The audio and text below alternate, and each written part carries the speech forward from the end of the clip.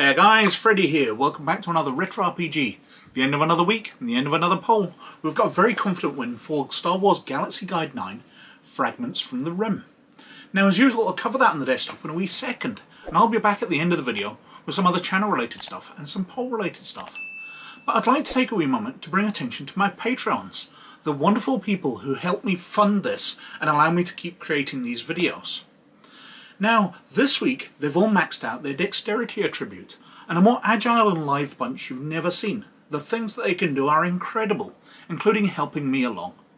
Now, if you'd like to join them, or you'd like to get these videos a week early, or you'd like to become a real honest-to-goodness fake laird of Scotland, or you'd like to get access to a number of the things that I've written, then check out the Patreon in the description down below, as we offer all of these as levels, and we'd love to see you over there. Anyway, let's have a look at Fragments from the Rim. So, this is Fragments from the Rim. It's Galaxy Guide 9, it's for the Star Wars role-playing game, it came out from West End Games in 1993. And the cover is the usual primary coloured version, with some promo artwork from The Empire Strikes Back. I believe this is concept work for the asteroids in that movie. Now, this book, I feel, isn't quite what it claims to be.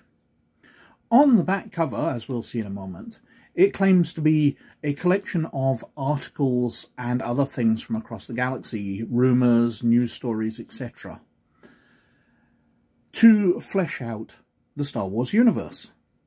But really, it's kind of just fleshing out the primary factions, and then spends a very little time. But let's have a look at the back cover straight away. So, Galaxy Guide 9, Fragments from the Rim, by Simon Smith and Eric Troutman. A compendium of trivia, news, rumours and information from the Outer Rim territories. Inside this Galaxy Guide, there are countless new characters, ships, aliens and locations to populate your campaign. Meet some of the most famous rebel heroes, Imperial despots and dangerous pirates and smugglers in this section of the galaxy. This Galaxy Guide provides gamemasters with a wealth of information about life in the Star Wars universe. It includes chapters on the Rebel Alliance and the Empire, swoop gangs, mercenary units, pirates, corporations, media organizations, the Force, and even music, social life and culture. The perfect supplement to add atmosphere and flavor to your Star Wars game. Now, while it does everything it says in there, there's a much higher priority in providing rebel heroes, imperial despots, pirates, etc., along with ships and stats, than there is to adding background information. There's a few pages at the end which covers sort of music and culture, but most of it's about adding characters and vessels, which you can use. Now, in this, it's absolutely brilliant. This is up there. It's probably in my top 3 of the Galaxy Guides. My favourite is probably Tramp Freighters, but this has so much useful in it for gamesmasters, as we'll see as we go through.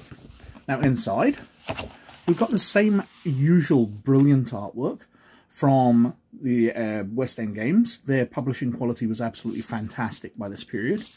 Very readable. I love the line work. It really feels Star Wars to me. We've got an introduction, which lays out the Outer Rim territories. So, Tatooine's in the Outer Rim. It's planets which aren't directly controlled by the Empire. They are outside main control, but still under the influence. Time frame. It's set in the period of time following the destruction of the Empire's first Death Star, but before the Battle of Endor. So, during the original trilogy, which was probably the most popular period for role-playing in the West End Games role-playing game. While it did flesh out stuff after the Battle of Endor into the New Republic era, I think most people probably liked playing during the movies because that's what they were familiar with. Obviously, nowadays, the foundation of the Empire, the years between Episode 3 and 4 are more popular, but we didn't know much about them in the late 90s, so playing during the movies was most popular. And this book lands itself squarely in that time period. Now we start off, Chapter 1, Rebel Operatives. We've got Corwin Shelvey here. So, we've got information about various Rebel characters. We've got their stats, we've got background information, we've got the criminal dossier with a bounty of 40,000 credits on Devin Fuller here. We've got their ships and things, so the Arcanian Dawn, YA-164 Thalassian slave transport, which looks to be an absolutely terrible vessel. For a vessel 90 meters long, it's only got 10 tons of cargo space, so not enough to stick more than a couple of speeder bikes in, really. But it's got space for 12,400 slaves. But it really goes along slow. Space speed of 1. Maximum speed in atmosphere of 600 kilometers an hour. It's not a fast ship. It's got low stats, but it is capital scale, so it's quite tough. Starfighter defences, so it'll be able to shrug off a number of attacks. Carrying on, we've got other characters. Matt Talon, we've got information about the Arcanian Dawn, the starship we just looked at. Their stats, their background information. Some stories to flesh out the galaxy here. A nice picture of a Gatroc freighter there. A special ops team, special operations slang. Lots of terms to use in your campaigns for special ops characters.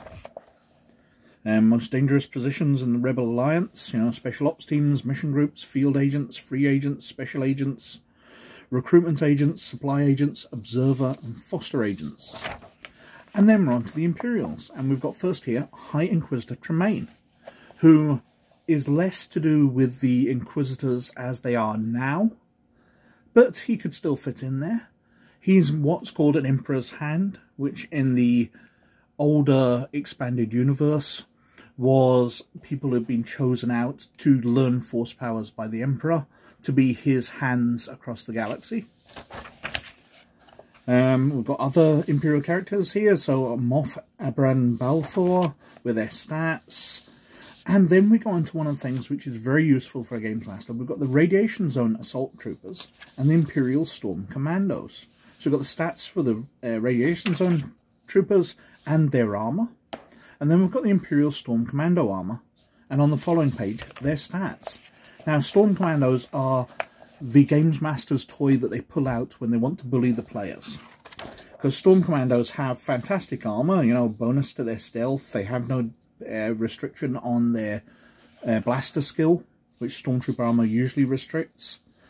And the characters themselves have extremely high stats, so blaster skill of 7 dice. They've got a sneak skill of 7 dice, but plus their armour gives them an extra bonus, so they're rolling 8 dice. That's incredibly high for a non-player character, especially just a generic one like this. They are very useful characters to pull out and bully your players with. Great stuff. When they're getting far too big for their boots and bullying stormtroopers, you can bring out the Storm Commandos. Then we're on to Chapter 3, Crime Lords and Syndicates. So we've got the Kedar Ring, we've got a set of modified armour here, along with laying out what it looks like. It appears to be a sort of Boba Fett style with a jetpack. We've got various characters and planets. Horch of Kedar, once a crime lord, now a mere figurehead. Lots of interesting stuff to use in here if you don't want to keep using Jabba the Hutt all the time. Then we're on to Galactic Business and Corporate Families. So Fabritech, the Drevor Corporation. Some of the famous or powerful influential characters from those corporations. Gastes Finance. And Margath on Elshandru Pika, the 27th Hour Socials Club. The place to go. We're on to guilds. The most honourable guild of armourers.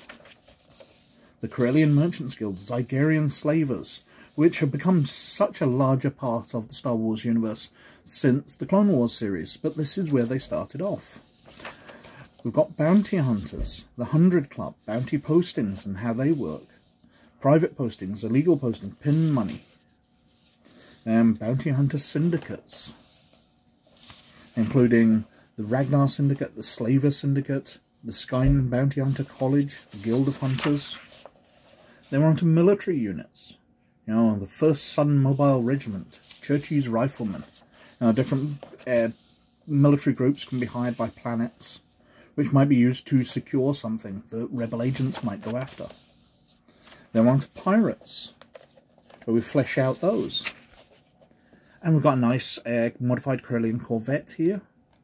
A battle cruiser. It's an archaic vessel which has been modified. As I said, this book is filled with fantastic stats where you can reach out and pull out something a bit different, from the Storm Commandos to different pirate vessels. Now, I do find these a bit confusing. The modified Sorosub Corsair class cruisers, which are 18 meters long and have a crew of 3. That doesn't sound much like a cruiser to me, especially when you consider sort of Moncal cruisers, which are about 1 kilometer long. Something at 18 meters isn't much more than a starfighter. We look at it, and it looks kind of like a starfighter. But again, reading down, they've got capital scale turbo lasers and ion cannons. This is a vessel which, if it shoots another starfighter, will destroy it. But it's going to have a massive disadvantage on hitting it. And is a starfighter which can go up against capital ships. It's an interesting idea. I don't quite like it. Then we've got a Corellian Engineering Corporation gunship, which was based on the concept artwork for the Corellian Corvette in Star Wars, and West End Games used it for the gunship version of the vessel. Same designers, different concept. This is a combat vessel. Then we've got swoop gangs. I never quite liked the way swoops were implemented in the West End Games role-playing game, but it's nice to have sort of biker gangs. And then we've got the Force. Well, this is an interesting chapter because it's got things like lightsaber practice, different cadences where a Jedi can practice. And this has no real advantage, but it's a kind of trial you can put your players through as they try to complete these different cadences and become more one with the Force. We've got different things here where they've got practice, the remotes, which we saw in the original Star Wars movie, oxygen bottles, telekinetic practice, and then we've got some new force powers, instinctive astrogation, sense path, feed on dark side. These are featured in other places, but this is where they first appeared, and they are quite powerful abilities. Then we're on to news agencies. So, the people reporting on the war for the people of the galaxy. It's quite an interesting thing to put in, to hook it in to adventures, where journalists might be trying to find out about the rebels and cause various problems, but be something that the rebels want to use to spread their story of their heroic battles against the Empire. We've got different news agencies there, Galactic Weekly News Stack. Then we're on to leisure activities, including lum guzzling, a practice of slurping down large amounts of alcoholic drink and seeing if you can get through it okay. Lum has peculiar effects on a body. While the imbiber often feels the effects of more standard forms of alcohol, for some reason a drinker cannot overdose on lum as he can with other. Therefore, lum guzzling isn't nearly as dangerous for the participants as other types of drinking games. Well, we've got different drinking games, we've got different things here. Fancy drinks, something I'm very keen on adding to my website, because I feel it fleshes out the universe. We've got Corellian whiskey, Savarine brandy, different types of drinks. We talk through bars and clubs, hotel chains, luxury liners, including some examples of luxury liners.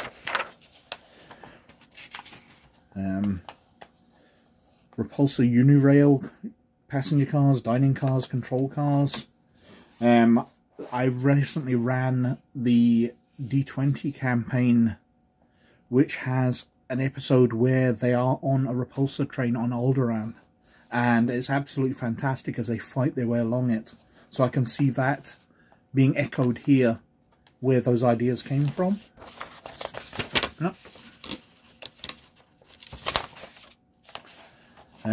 Music, so we've got different things about types of music.